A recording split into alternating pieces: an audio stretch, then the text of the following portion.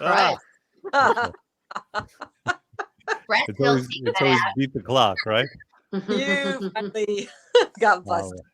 Good morning, children. How's everyone today? Good Good, morning. thank Dad. you. Morning. Morning. Are we ready to go? Yeah. Yes. Okay, we're all coffeeed up. No. I'm not, but I will be. Okay. Well, we have at least 2 mugs here. I've got a mug. Trisha's got a mug. Jen's got a mug. As far as you mugless people, you had your I chance. got coffee. I got a You glass. got coffee? Okay, you got a glass. Jackie has nada. I've got nothing. I was working on it, and then we had a little technical difficulty. We had technical difficulty. I want to talk about that. First of all, good morning to all of our Thin Texters, everyone who's joining us now. But of course, we started out with technical difficulties. This is not new, right? We often have technical difficulties. I think everyone does. Yep. But, I had trouble getting on, and I had to call Jackie and change a password. And it was a, typical Tuesday morning. But the place I went to in my head was like, I hate the world. The world is horrible. If only everyone was honest. Mhm. This way, we would not have to worry about security concerns. We could leave our houses without having keys. We wouldn't have to worry about passwords and remembering that. Am I the only one who goes to this place? Yeah. You do? No, I do. Jackie thinks the same way? I get annoyed. I get annoyed, and I blame everybody else because if everybody would just keep it together, I almost used other words, and we're nice, and we wouldn't have this problem. Right. So you blow it up like that into a whole world problem. I got over it very quickly, but for a minute there, I was just depressed about the state of the world. We Because should be of my depressed about the security state of the concerns. world right now. Well, that's a different story. But because of this little thing, it opened up a whole big thing. Good Hi, morning, Maria. Maria. One of my favorite ways to make breakfast. Sorry, my recipe's going off. All right. So talking about recipes, yes, let's get into it today before we get into our terrific subject for today, which I have to apologize for something right now. Because of our technical difficulties, I only had about 10 seconds to think of a title and a description for this video. So I think I put like update. I didn't give it a very good effort. I apologize to everyone for that. From now on, we're going to have to put a better effort into description. So Jackie, I'm going to put you on that. It's going to be 3 pages long. That's right. Well, whenever Okay. we ask you what the topic is, you're like, you'll find out. You'll Yeah, find well, I don't know usually. So that's the thing. But it's usually something good. I can promise you it's going to be good. I just don't know what the hell it is. It always turns out good. It always turns out right. It's like One of my cooking in favorite the ways crock to- pot. Okay, let's get started. What are we starting with today? Are we starting with a testimonial or a recipe? What do we usually start with? Recipe. A testimonial. recipe. What do we usually? Testimonial. Guys, I've only been away A a week. testimonial. Okay, yeah, we're all confused because Jackie went away. All right, so we're going to start with a magnificent testimonial. Let me just say that Jennifer hyped this up to us before. She said we have the greatest testimonial ever, and that's kind of a big statement, Jen. So let's see if you can back it up. Not hyperbole. So this is another family member. So Pat B wrote this testimonial, and I was a little skeptical. I have Wait, to not say. your family. Not mine. No, our FinTech family. Okay. but a family within the family that several other family members have done the program. So she took her paperwork home, and I hate when people do that because I'm always skeptical that people are going to take it home and it's going to get lost in the Right, vastness. and by paperwork you mean our testimonial sheet that we give people. Our success sheet. Yes. Right. So we ask people to write a success story and their wins after they've completed program, just so that they can see for themselves what they've done. Because sometimes when you put it in writing, you get to see it from a different voice. So Pat's was pretty amazing. So without further ado, what can I say? Success is definitely a great word to start with. I have been a member of the FinTech, the FinTech family for quite a while. I have been on the program quite a few times. When I follow the program, I do amazingly. All my family and friends tell me it's the only diet that works for you, and that is true. I completely believe in the program. It works. I am back down into my skinny jeans, size 6. I can tell anyone from experience, if you finish the program and go right back into your old habits, you will gain back the weight. I have lost and kept it off for many years, and I have lost and gained back. Now, you cannot blame the program for this. That's about a lifestyle. You know that feeling you get when you realize, wow, I'm feeling better than I was before. You have to keep reminding yourself of that. The program really brings out the healthy you. If you go back to unhealthy habits, you will not feel well. I feel amazing, look amazing. And when I look at myself in the mirror, which is a big thing for me, because I usually never like the person looking back in my mirror. The coaches are amazing. The staff is amazing. I know it seems like a lot of money for a program, but if you compare it to the cost of medication, blood tests, MRIs, and all the other health-related issues, you will definitely see that staying healthy is way less expensive than paying for bad health down the line. I highly recommend this program for anyone who wants to change their lives. So what I loved about it was she hit every box, and she didn't shy away from things that could be uncomfortable for people, like self-esteem, falling down and failing, which I think we've covered before, money versus where to spend it properly, health versus weight loss. She kind of hit all the good points. So Yeah, and this concept about looking in the mirror, avoiding the mirror, right? It seems like such a basic thing. We wake up and we want to look at ourselves in the mirror, and yet a lot of people avoid it. And that brings us to something else that's related. The fact that today is March 1st. It seems like the world is opening up. I know I've been saying this for, I don't know, a year and a half now, but we're really seeing some things that are different than we've seen before. And we're not going to have the option of hiding anymore. And this really hit home for me this week when I received an invitation to a wedding. All of a sudden, things got very real, very fast. So for those people who are hiding, we're not going to have that option as the world opens up. I mean, we can continue to hide away, but it's really not realistic anymore. So I have a new title then for our conversation. What's that? You just say shit just got real. It just got real. I like that. It's true. Mention that to Gina. Gina will like it. Yeah. Okay. I like that a lot. Yeah. So shit often gets real very fast. Okay. So next, Jackie, you just were away, so I'm assuming you picked up some culinary tips while you were on your trip, and you're going to share that with everyone. The only culinary tips I picked up was sampling everything, and therefore I am on program day 2. So that's about it. But Okay. this recipe is actually super simple. It's right up your alley, and One of my Brussels sprouts. So I'm gonna make this today. I think because Corinne hates Brussels sprouts. she does, but I'm gonna force her to like them eventually. Okay. Some pumpkin Try in there. them for Thanksgiving. That's a big deal, guys. What is that, Thea? Put some pumpkin in there. Oh, yeah. Yeah. Corinne is never neutral on food. Like she either loves it Or she or hates she hates it. She takes it very personally. Like she has a thing for cruciferous vegetables.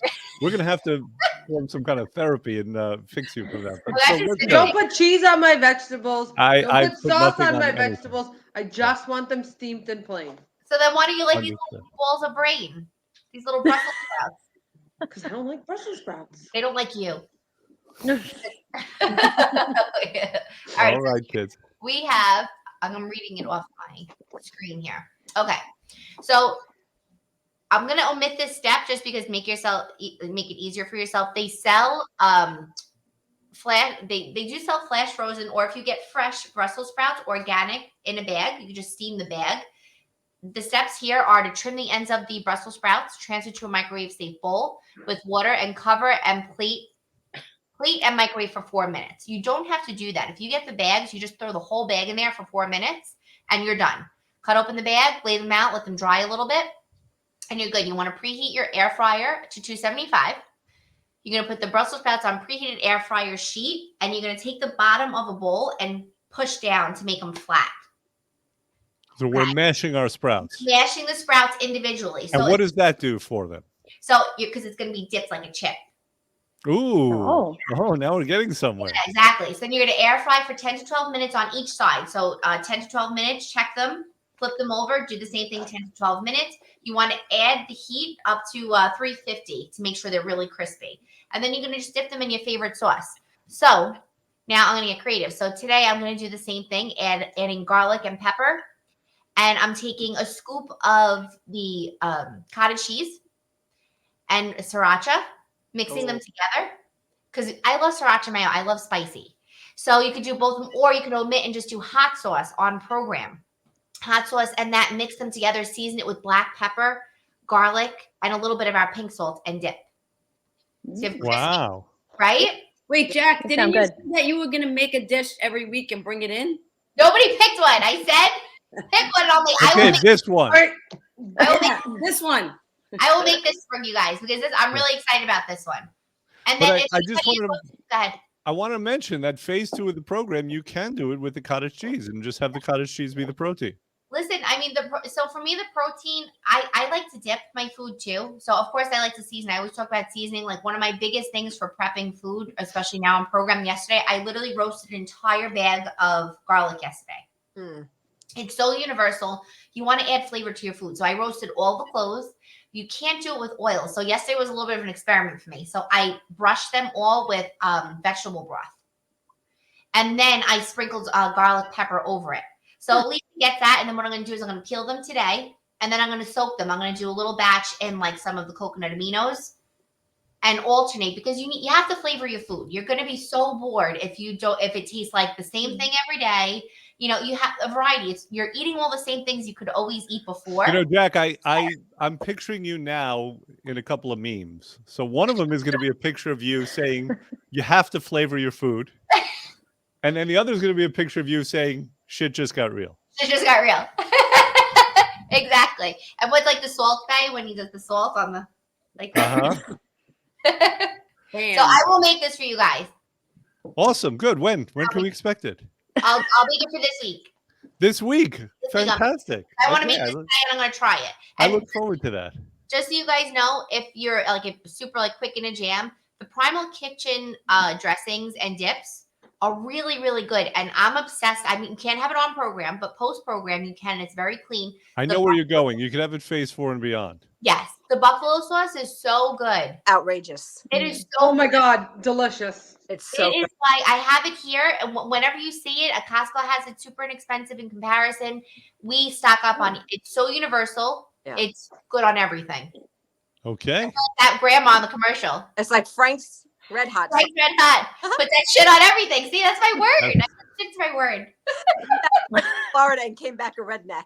Yeah, exactly. Literally. All right. Good. So now we have our recipes. We know we're getting fed by Jackie this week. Let's remind everyone, last week, what we were talking about is we ended up making some very important distinctions about health. And Jennifer mentioned the importance of making these health distinctions. She asked me to define a word because she knows I have this expansive vocabulary, and I was a Latin major. And as a result, I was able to help define some words, right? Like the word for food, the root word, being the word for nourishment, or the word for holistic, which the root word is the same word for health, which means whole. So it's about becoming whole. That's why things like surgeries aren't considered holistic, because when you have an organ cut out, that's not making you more whole, right? So, Jennifer, I just wanted to talk about this topic a little bit more. What are some misconceptions regarding health that derive from faulty definitions? So I don't have blood pressure issues anymore because I'm on medication. My diabetes is under control. My numbers are great because I'm taking meds, or my tonsils got taken out, so therefore I'm okay. You don't have a tonsillar problem. Well, yeah, sort of. Right. So that's an interesting one. And this comes up sometimes when I do a consultation, and I'll see on a person's intake paper that they have blood pressure issues. And then, I'll ask them about that, and I'll ask them what their problems are. And they'll say, well, and they'll mention everything but they won't mention their blood pressure. And I'll say, why didn't you mention your blood pressure? And they'll tell me because, well, I don't have a blood pressure issue. It's being controlled by the medication. Mhm. So speak to that a bit, Jen. So, the body regulates itself if we give it the right conditions to flourish. So if you're given something to artificially suppress or lower your blood pressure, there could be other side effects to the from the medications. But I think taking note of why the blood pressure is going up to begin with and fixing the cause of that, whether it's not enough exercise, you're overweight, you're eating the wrong kind of sodium, your sodium potassium levels are out of balance, things that would drive your blood pressure up. need to be fixed rather than putting a Band-Aid on and tamping down the blood pressure artificially. Right. Right. Guys, other than Jen. Yeah. Do you see that in your lives? Like, do you see people that you know who, if you're talking about how they're doing, if they're talking about health, they're not mentioning things because they think the fact that they are taking medications which will artificially alter their physiology and put them into a quote unquote normal range means that they don't have a problem. All the time. Mhm. All the time. Yep. Okay. Got it. And do you have a conversation with them about that? I do. You do? What do you tell them, Jay? I'm like, that's not fixing the problem. You're number one, you're putting a Band-Aid over it, like Jen said. And I also what really it infuriates me, and so my husband's side blood pressure runs in the family, right? And I'm saying that quotes because doctors tend to say, well, it's okay, it's hereditary. So you're setting yourself up for this. Well, no, it's okay. Just take this medicine. No, it's okay. Just do this because your mom and dad had it. So let's just be safe and take it. But why be safe and take it instead of be safe and fix it? Right. That's Right. and it's a problem for me because everyone's like, oh, but it's not a big deal. It's only a couple of milligrams. Everything's just a little bit. It's the same thing where it's like, oh, well, it's a little piece of cake. So it's just a little piece of cake each time, every day. Everything adds up to something else. Well, this brings to mind another word that I'm going to get to in a second. I'll have Jen define it. But what I'm reminded of is we had a family friend, a longtime family friend, and he had diabetes to a really bad degree, and he had a couple of other things going on. And he would sit there and just eat whatever he wanted, and we would say, "What are you doing? This is you're a time bomb ready to go off."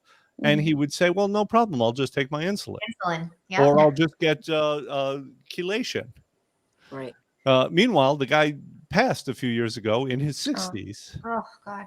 And, on his death certificate, it probably said, heart disease, diabetes, but really it might have been stupidity. Maybe that was the better thing to put on the death certificate. Well, they add to it, I mean, like my cousin was diagnosed with diabetes at 18. Diabetes does run in our family, but there's a lot of things you could do. It changed his world. He became, a weightlifter, and he got very involved in his health, certain things he eats, and he changed his life.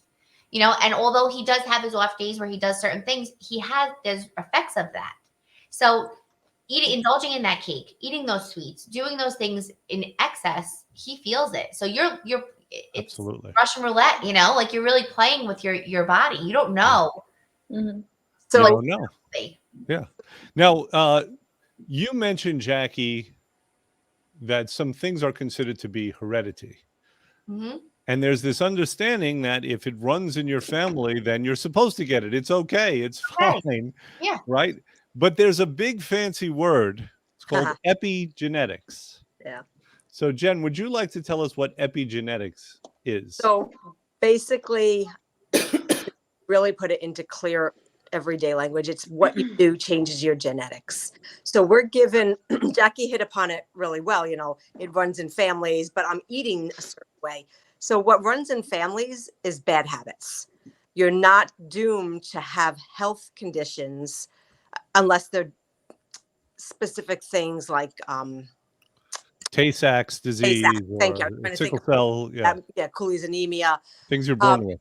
That's Things- different. Things that you're born with. So we have what are called dictator genes. They dictate how tall we're going to get or not. Sorry, Jen.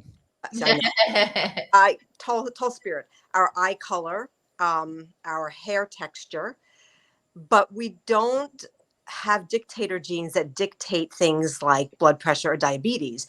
Yes, you might be more inclined to get it, but the things you do change your genetics on a daily level. You either can control it or not.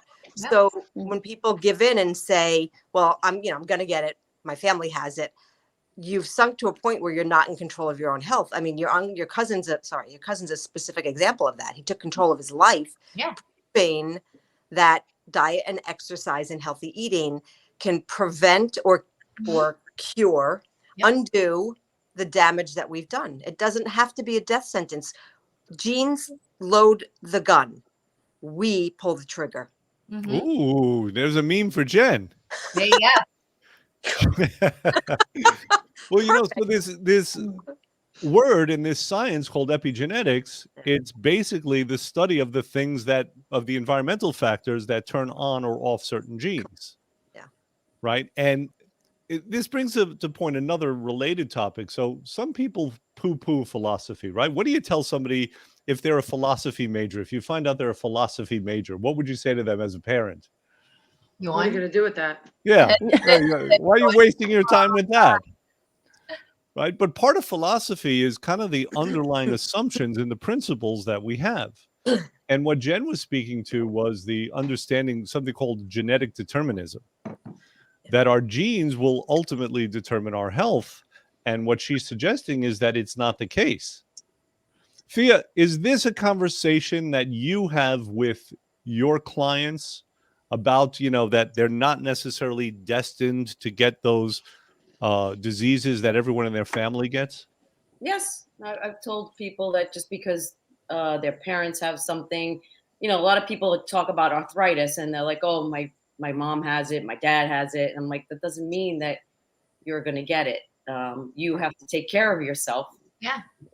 To prevent you from getting it. So it's not a death sentence for you. It doesn't mean that just because your parents have it, you have it. Mm-hmm. Do people believe that when you tell them, or are they so convinced that their genes are their destiny that they are unwilling to take responsibility? Some people do, some people don't. Right. Yeah. Like anything else. Right. Right. Okay. Thank you for making me feel like I asked a stupid question. So I'm thinking of Mickey Mantle.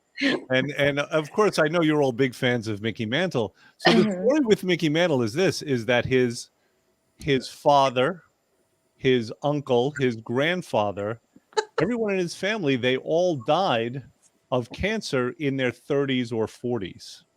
Wow. Mickey was so convinced that he was going to die at a young age that he had FOMO. He had a pathological level of FOMO, which is fear Self-fulfilling of missing prophecy. out. Right. What did you say?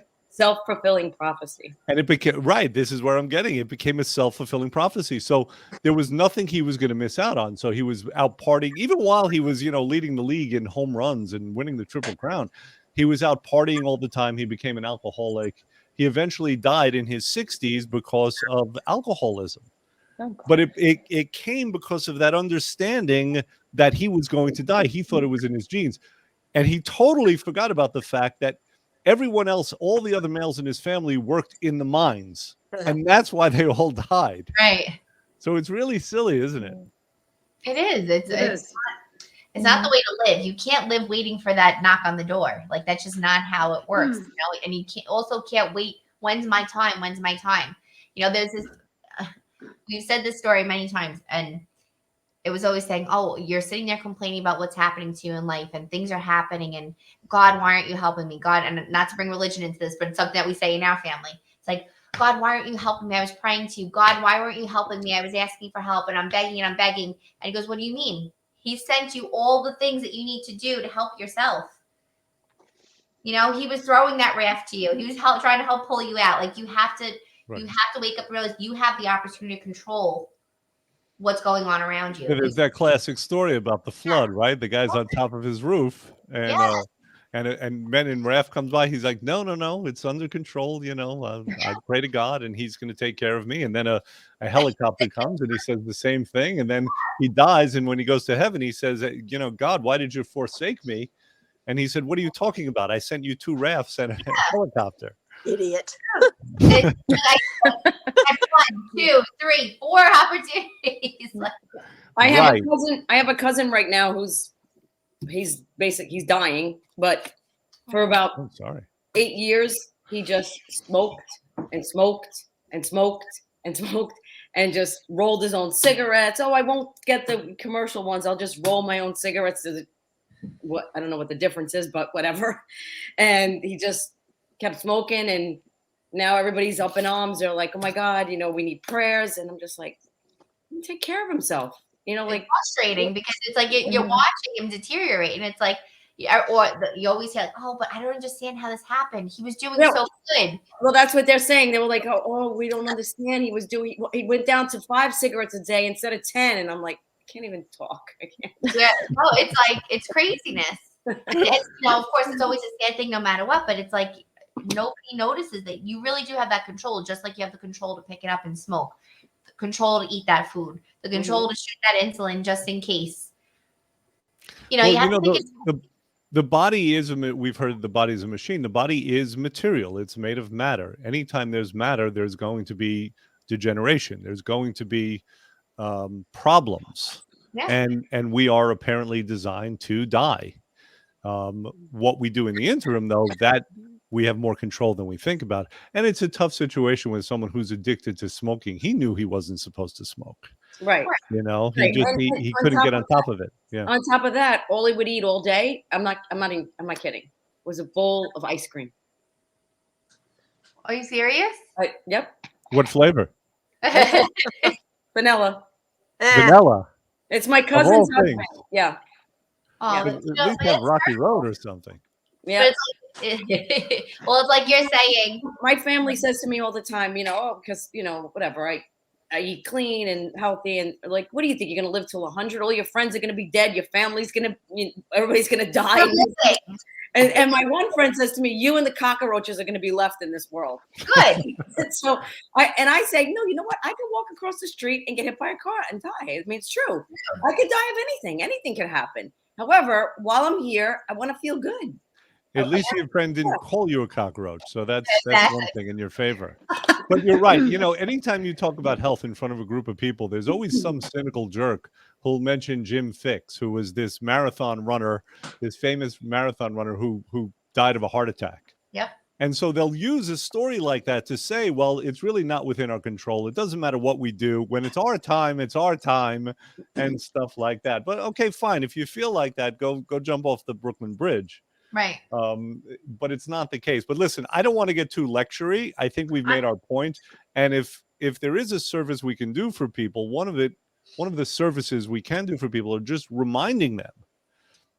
We can be kind of a mnemonic device for people and let them know the things that they usually know intuitively, right? Our chances are better if we take care of ourselves. We don't mean to lecture. I don't mean to lecture, but sometimes if you just hear it again for the 80,000th time, suddenly it will click, right? So I think to go back to what we started with the definition of food, I think we still don't have a good, clear definition for people because people will think they're going to McDonald's and that's food. Right. So do you want to give a definition of what? Well, it's that which nourishes the body. That's So the, it's that's not the technical. well aspect. here's the distinction that's important. I think most people would say that food is anything that's masticated and ingested. Masticated is not a dirty word. It means chewed. Right? So they think anything that you can chew and then swallow and digest is food. Right. It's not true. Right. Food is that which nourishes the body. It's that which prolongs and adds to life and adds to health and healing. He is laughing. So she can't get over the masticating thing. Because I said it sounds a little dirty to me. Chewing. Okay. All right. We're muting Thea now. Yeah, Jen. So like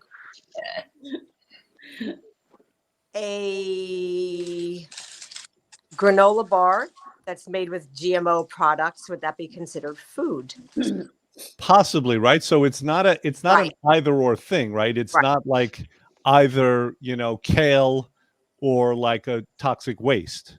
Right. So Right. I'm looking for some practical examples. So here's a practical example, a Twinkie.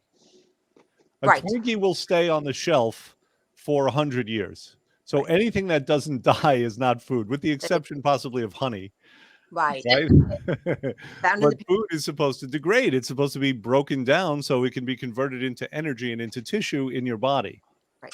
So a Twinkie in that respect would not be food. Correct. It adds more to death than it does to life, bottom line. Right. All right, Maria has a comment here. She says, excellent topic, mastication and all. Maria, I do want you to look that up in Webster's. You'll see it means chewing. Nothing Don't more. Google image it though. Don't Google image Nothing more. it. All right, listen. So I think we've gone about as far as we can go, at least without getting deplatformed. So that's going to be it for today. We will see everyone next week. Ladies, is there anything you'd like to say before you go? Have a great week. Chew your food. Chew your food. Choose food. Not Eat real. real food. Yes. Shit Yes. just not real. Masticate. It's good for you. All right. Goodbye. Bye, guys. Bye. Bye.